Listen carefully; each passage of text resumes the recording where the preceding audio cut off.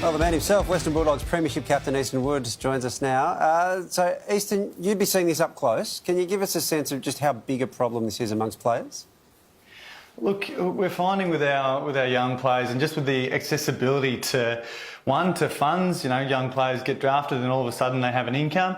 And also AFL players, particularly during the season, they have a fair bit of downtime and disposable income, and being targeted by all these gambling ads is what we're seeing is a bad combination, mate. And at our club we try and make sure that it's not a part of our conversation, and that we don't have our phones out sitting in the locker room and doing that kind of thing, because it's not a healthy behaviour, I think. Easton, it's always hard to gauge the reach that marketing has across any kind of brand or any kind of product. But if they took gambling sponsorship out of the AFL, do you think you would see a difference? Absolutely. I mean, yes, it is hard to gauge, but I go to football clinics and I've got 8-year-old kids telling me that we're going to win on the weekend because we're favourites. That's not a good scenario, and I don't think that's a healthy scenario for society, and I don't think it's something that as an industry that we should support. What about your teammates? Do you think they'd be prepared to follow your lead and take a pay cut? If it came to that, that's a discussion that we'll obviously have to have. But I mean, when the tobacco industry was phased out of the advertising was phased out, we found a way to survive and move forward, and I just think that's the way that we need to go. Have you had a reaction from either teammates or fellow players in the AFL after your comments last night? Yeah, I have, Pete. Look, everyone's been mostly, really supportive, and everyone's sort of nodding along and saying, yeah, there is too much advertising going on.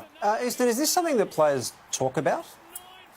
It's not spoken about in terms of the losses or the challenges or when things go wrong. Everyone loves talking about wins and all the long odds or the amazing multis and all that stuff that comes off, and that's what keeps people going back. But no one's talking about chasing their losses or the stress that it puts on families if people are one person in the family is betting too much. It's extraordinary what you're saying, Easton. So much so that we've run out of time. I wanted to ask you about the game last week against Collingwood, but sadly we've run out of time. Oh, damn. Sorry, Pete. Damn. Easton, thank you very much for joining us, mate. It's a really important discussion. Thanks for having me, What guys. a leader. Great leader. Yeah. But, I mean, what about the AFL taking the money for this?